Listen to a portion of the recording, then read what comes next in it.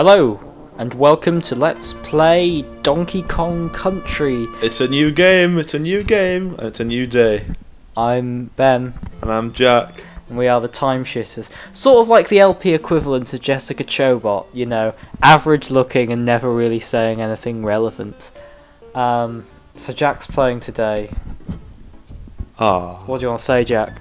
I love this game so much, I think it's such a good platformer. It's a classic, no one's going to deny that. So, this is me just, very important that you get the extra life in there. The game is incomplete without it. I don't know, I've never seen anyone play this game, myself included, who doesn't immediately turn around and go in both of these places.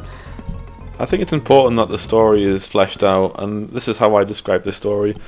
King K. Rool, this Kremlin king, decides to steal all the bananas on the island just to get at Donkey Kong. As a sort of a, hey, well, screw you. So this is Donkey Kong trying to get his bananas back.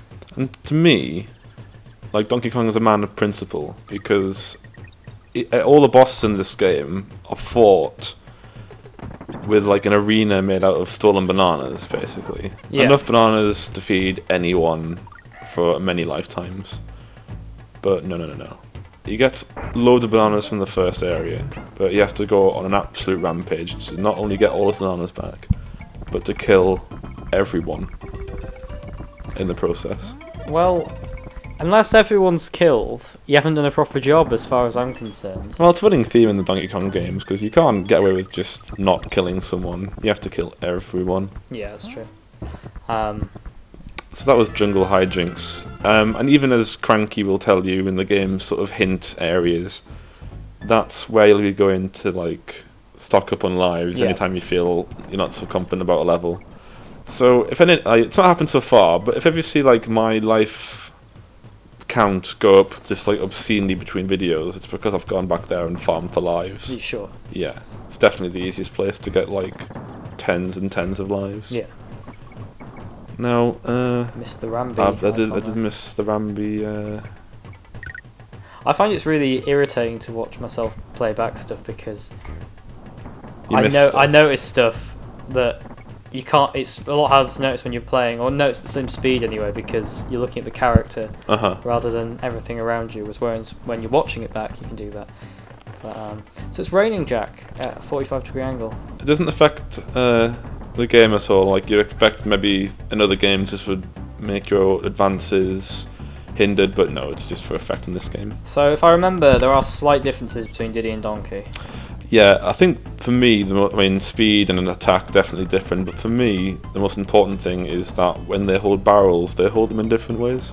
Oh yeah, because Donkey goes over his head, whereas Diddy holds it against his chest. Yeah, right? Yep, that's correct. And I find that Trumpets kicked in there. That was awesome. That was pretty cool. Sorry, you're saying? I find that, like, if I've got both of them, or even just one of them, and one of them's Diddy, I feel I get Diddy out, and then I just make him run with a barrel in front of him, just because it's an amazing shield against sort of like things. the classic sort of bullet shield technique in Mario. Definitely. So this is the first boss already? Oh no. Okay. This world is divided into two screens. Oh, okay. I remember it now. This is the Reptile Rumble stage, called so because every enemy in this level is some sort of reptile. I think that's the idea. Now I can't remember if I own Donkey Kong Country 1 or 2. I'm trying to think which one I've got. They're very different in terms of there's no collectibles really. Do you play as Donkey Kong in Donkey Kong Country 2? No. Okay, I've got this one. I've got this one then. Yeah. In 2 you play as Diddy and Dixie, his supposed girlfriend, I think. Now these barrels are always fun because they just shoot you out instantly. So make sure you know where you're being shot before you jump into one, because they can kill you in many stages. But of course, that was a bonus stage. Yeah. So why did you choose to LP this game of all things, Jack? Well, I think it's a very LP friendly game because there's lots to talk about.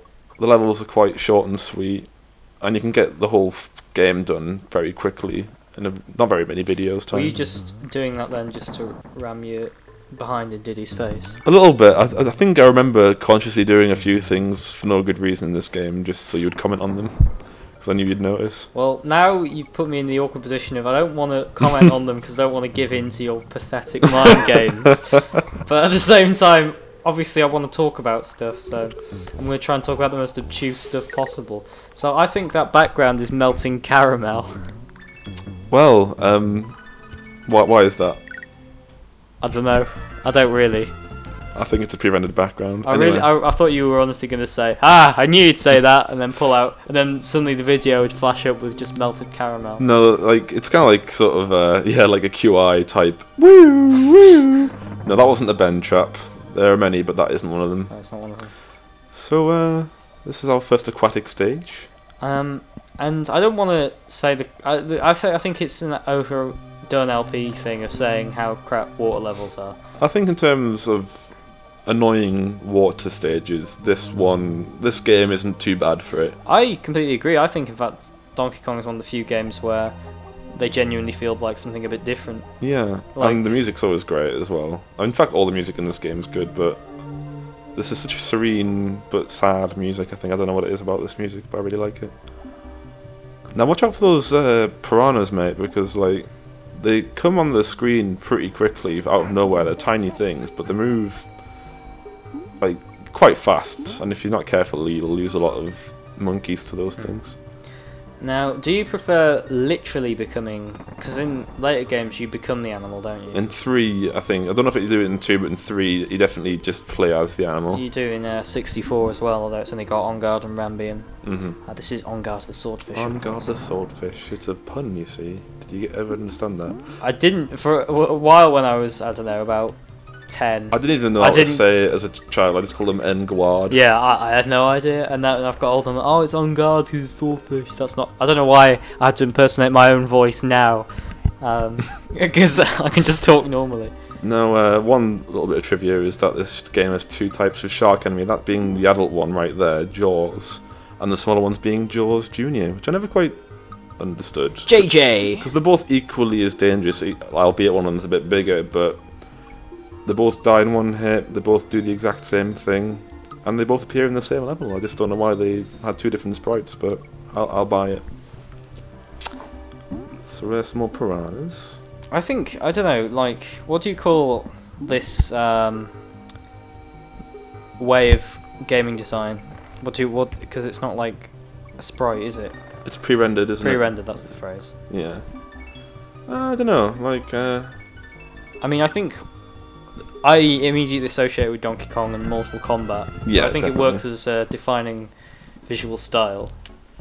I think these guys got it at exactly the right time when it was a good idea, and got the most out of it. I think Mario RPG did it worse, but they did it as well. Are you just demonstrating how you can go back to old levels with Funky's flights? I've never really understood, apart from like if you want to backtrack and play other levels, why you do it that way. Because there's literally no time we need to backtrack in this game, since there's no... Well, they are secrets, but they don't really change. You don't get rewarded for them. There's no extra levels or even a screen that says, well done you, you've done a good job of getting all the things. You just get an exclamation mark after the level if you found all the bonus stages, and I think you have to beat them as well to get the exclamation mark. But no, there's no extra secret level or anything like that. Does in later Donkey Kong games does it actually just say "Well done, you"? Well done, you. No, but in Donkey Kong 3, you can get up to 103% for getting absolutely everything. That's true, actually. I think someone should name a blog after that. I think they should, because it sounds like it's got a nice ring to it. 103% finished, 103% done. You know what I mean? This is pathetic.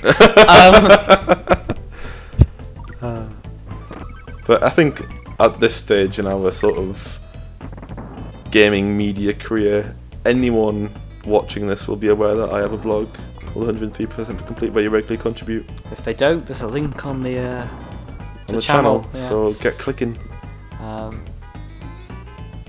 Anyway, back to the game. Yeah. So this is a pretty straightforward section for the first half of the level. It's called Barrel Canyon, and the first part's pretty straightforward platforming. But there is a section coming up where it's almost exclusively sort of a gauntlet of barrel timing, sort of, here we go. So I'm fixed there, gotta get in there. And they just go with it, like, you have to sort of avoid the bees and make sure you get in the barrel. It's something they recycle a lot in the game, making it harder. So, I mean, they are sort of a hallmark of Donkey Kong games.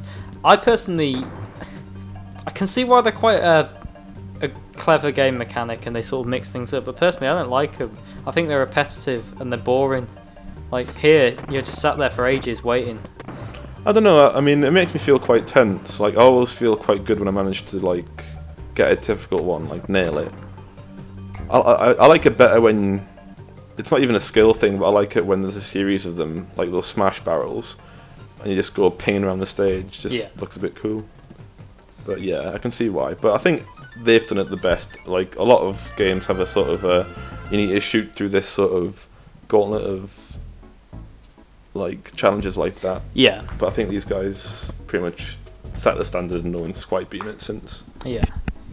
So that was Candy's save station, and I must say Candy's a bit of a munter. But here's our first boss. You don't have to say that. I don't. And in a lot of ways I'd rather you hadn't. Okay. So Naughty Beaver. It's a beaver. I always forget that even though he sort of does his toothy grin, he always turns around and jumps towards you in his first jump of any new run, so that's why I lost Diddy there. See, look at all those bananas. There's no need to carry on.